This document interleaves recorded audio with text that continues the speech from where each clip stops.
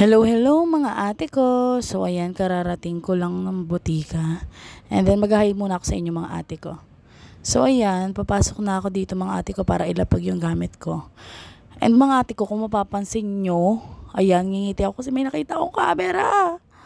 Ayan, start na natin ang ating daily routine dito sa pharmacy mga ate ko. So ayan, binuksan ko muna yung electric fan.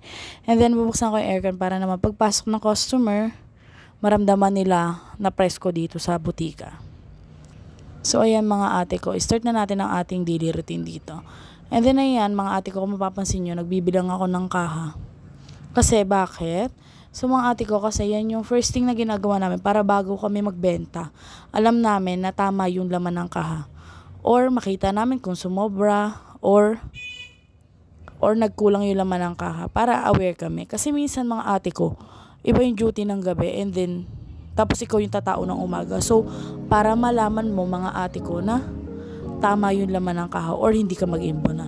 And then yan mga ate ko, sa pagsasalita ko, di ko napansin, nagwawalis na pala ako dyan mga ate ko. So, ayan, nag-i-start na ako magwalis mga ate ko. So, wawalisin natin pati ang kasulok-sulukan.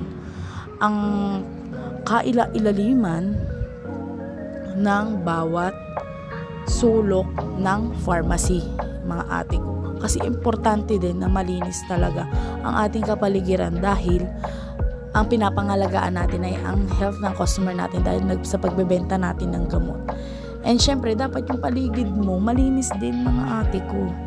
Kasi as nagtatrabaho ka sa ganitong field ng work, kailangan talaga malinis yung paligid mo, mapaloob o labas. And then ayan mga ate ko, sa sobrang daldal ko, di ko napapansin, ayan, nag-ano na pala ako dyan ng monthly sales report mga ate ko. Kasi importante din na malaman natin ang kinikita ng pharmacy every month or monthly. So kailangan lahat yan mga ate ko naka-record. So ayan, bilang lang tayo ng bilang dyan mga ate ko. Ang kinukwenta namin dyan is yung every month na kinikita ng pharmacy. Importante yan mga ate ko, mga expenses, mga salary ng tao. So ayan, kailangan naka-record lahat yan mga ate ko. And then ipapasa natin sa ating boss mga ate ko. So ayan, alam niyo ba mga ate ko, pag nasa ganitong field of work ka, tatalino ka talaga sa mahahasa yung utak mo mga ate ko. Kasi araw-araw ka magbibilang ng pera, araw-araw ka magkukwenta ng kinikita. Okay? Kaya talaga masabi mong tumatalino ka na sa math mga ate ko. So ay mga ate ko, sige lang tayo ang pagkakwenta dyan para naman tama ang mailagay natin sa ating record mga ate ko. So ayan, check lang. And then ayun mga ate ko, nag-ano na din ako dyan, nag-check na rin ako ng staff record kasi end of the month na rin mga ate ko. March 1 na po ngayon mga ate ko.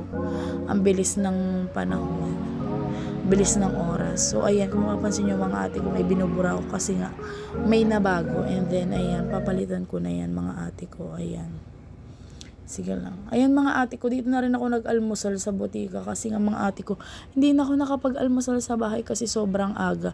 7 AM ang call time po namin. So syempre before 7 or at least 7 nandito ka na sa work mo. Ganun naman talaga dapat mga ate ko. So ayan mga ate ko, kain po tayo. Kain tayo mga ate ko. Ayan, hotdog and itlog ang ulam po natin for today mga ate ko. So ayan, ang sarap niya mga ate ko. Ayan, nagluto muna ako bago ko pumasok. Ayan, bibilisan ko lang mga ate ko. Ayan mga ate ko, magpapaalam na rin ako. See you on next video mga ate ko. Bye bye!